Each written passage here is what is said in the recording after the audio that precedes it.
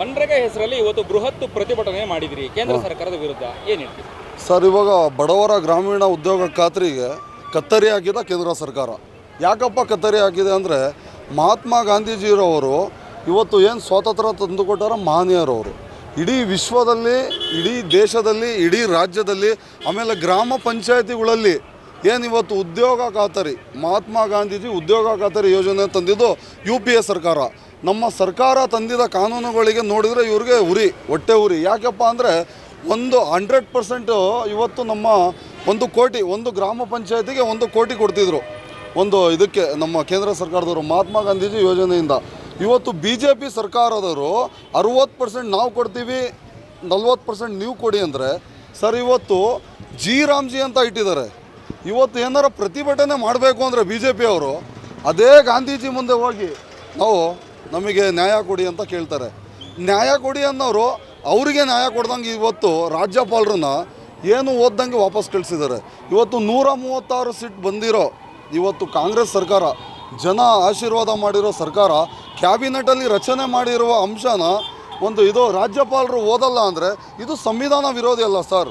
ಬಾಬಾ ಸಾಹೇಬ್ ಅಂಬೇಡ್ಕರ್ ಅವರು 176ನೇ ವಿಧಿ ಅನ್ವಯ ಯಾವುದೇ ರಾಜ್ಯಪಾಲರು ಬರಲಿ ಅವತ್ತು ವಿಧಾನಸಭೆಗೆ ಬಂದಾಗ ಎರಡೂ ಸದನದ ಉದ್ದೇಶ ಮಾತಾಡಿ ಇವತ್ತು ನಮ್ಮ ರಾಜ್ಯ ಸರ್ಕಾರದ ಬಗ್ಗೆ ಮಾತಾಡಬೇಕು. ಜೈ ಕರ್ನಾಟಕ, ಜೈ ವಂದೇ ಮಾತರಂ ಅಂತ ಹೇಳಿ ಹೋಗ್ಬಿಟ್ರೆ ರಾಷ್ಟ್ರಗೀತೆ ಇಲ್ವಾ? ಅದ್ಯಾಕೆ ಅವರು ಹಾಡಿಲ್ಲ?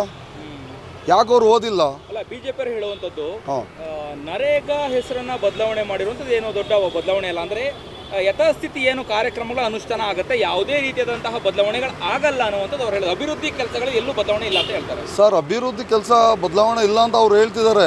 ಮತ್ತು ನಾವು 60% ಕೊಡ್ತೀವಿ, ನೀನು 40% ಕೊಡಿ ಅಂತ ಯಾಕೆ ಕೇಳ್ತಿದ್ದಾರೆ ಸರ್?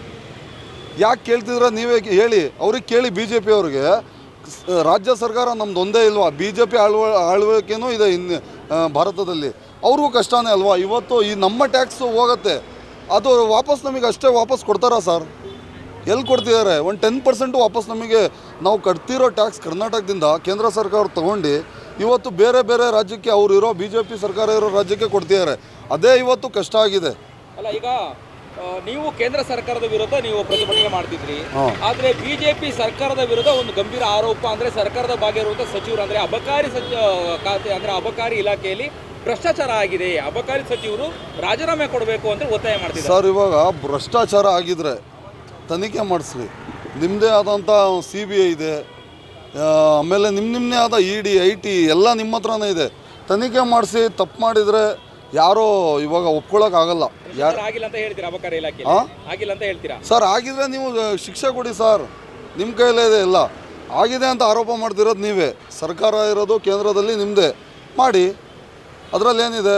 ಇವತ್ತು ರಾಮ್ಜಿ ಅನ್ನೋದು ಇವತ್ತು ಏನು ಹೆಸರು? ಅದು ಹೇಳ್ಬೇಕಲ್ಲ, ಏನು ಹೆಸರು, ಏನಕ್ಕೆ ಮಾಡ್ತಿದ್ದೀವಿ? ಇವತ್ತು ಮಹಾತ್ಮ ಗಾಂಧೀಜಿ ಹೆಸರು ತೆಗೆ ಕಾರಣ ಏನು? ಕಾರಣ ಕೊಡಬೇಕಲ್ಲ ಸರ್. ಕೇಂದ್ರ ಸರ್ಕಾರದವ್ರು ಕಾರಣ ಕೊಡಬೇಕು. ಯಾಕಪ್ಪ ಕಾರಣ ಕೊಡಬೇಕು ಅಂದರೆ, ಮಹಾತ್ಮ ಗಾಂಧೀಜಿ ಉದ್ಯೋಗ ನರೇಗಾ ಉದ್ಯೋಗ ಅಂತ ಮಾಡಿದ್ದು ಯಾರೋ ಒಂದು ಬೇರೆ ಹೆಸರಲ್ಲ. ಈ ದೇಶಕ್ಕೆ ಸ್ವಾತಂತ್ರ್ಯ ತಂದು ಕೊಟ್ಟು ಇವತ್ತು ವಾಕ್ ಸ್ವಾತಂತ್ರ್ಯವನ್ನು ಮಾತಾಡೋಕ್ಕೆ ನಮಗೆ ಹಕ್ಕೊಟ್ಟು ಇವತ್ತು ಸಂವಿಧಾನದ ಆಶಯದಲ್ಲಿ ರೆಡಿಯಾಗಿರೋ ಅದು ಮಹಾತ್ಮ ಗಾಂಧೀಜಿ ನರೇಗಾ ಯೋಜನೆ. ಇವತ್ತು ನಮ್ಮ ಗ್ರಾಮ ಪಂಚಾಯತಿಗಳಲ್ಲಿ ತೊಂದರೆ ಆಗಲ್ವ ಸರ್? ಏನು ಈಗ ರಾಮ್ಜಿ ಹೆಸರು ಯಾವ ರೀತಿ ತೊಂದರೆ ಆಗುತ್ತೆ ಗ್ರಾಮ ಪಂಚಾಯತಿಯಲ್ಲಿ, ಹೆಂಗೆ ಏನು ಅಂತ ಸರ್? ಎಲ್ಲಿ ಇವಾಗ ತೊಂದರೆ ಏನಕ್ಕಾಗತ್ತೆ ಅಂದರೆ, ಬೇರೆ ಯೋಜನೆ ತಗೊಂಬಂದು ಇಡ್ಬೋದಿತ್ತಲ್ಲ ಸರ್? ಬೇರೆ ಏನಾರ ಯೋಜನೆ ತಗೊಂಬಂದು ಮಹಾತ್ಮ ಗಾಂಧೀಜಿ ಹೆಸರು ತೆಗಿಬೇಕು ಅಂತ ಏನಿದೆ ಅಜೆಂಡಾ ಅವರಿಂದ? ಇವಾಗ ನೋಟ್ ಮೇಲೆ ₹500 ನೋಟ್ ಮೇಲೆ ಮಹಾತ್ಮ ಗಾಂಧೀಜಿ ಹೆಸರಿದೆ, ತೆಗಿಯೋಕ್ಕಾಗತ್ತಾ ಸರ್ ಇವರು? ಇವಾಗ ನೋಡಿ ಸರ್, ಇವಾಗ ಮಹಾತ್ಮ ಗಾಂಧೀಜಿ ಹೆಸರಿದೆ, ಇದು ತೆಗಿಯೋಕ್ಕಾಗತ್ತಾ? ₹100 ನೋಟಲ್ಲಿ ನಮ್ಮ ಮನಸ್ಸಲ್ಲಿರೋ ತೆಗಿಯೋಕ್ಕಾಗತ್ತಾ? ಇದು ₹100 ನೋಟಲ್ಲಿ ಮಹಾತ್ಮ ಗಾಂಧೀಜಿ ಹೆಸರಿದೆ, ಇದು ಫೋಟೋ ಇದೆ, ತೆಗಿಯೋಕ್ಕಾಗತ್ತಾ?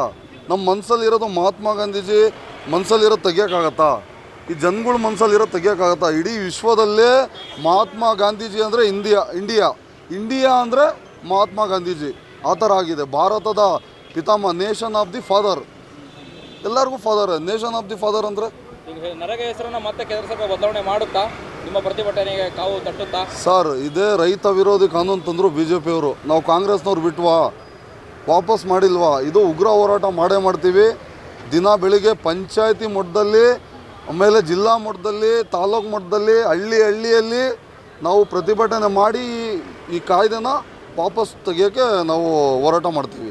ನೀವು ಸಣ್ಣ ಆಗಬೇಕಲ್ವಾ, ಅದು ಒಂದು ಉತ್ತಮ ಆಹಾರದಿಂದ ಸಣ್ಣ ಆಗಬೇಕಲ್ವಾ. ಪ್ರತಿದಿನ ನಮ್ಮ ಜೀನಿ ಸ್ಲಿಮ್ನ ಯೂಸ್ ಮಾಡಿ ಯಾವುದೇ ಸೈಡ್ ಎಫೆಕ್ಟ್ ಇಲ್ದಂಗೆ ನೀವು ಸಣ್ಣ ಆಗ್ತೀರಾ.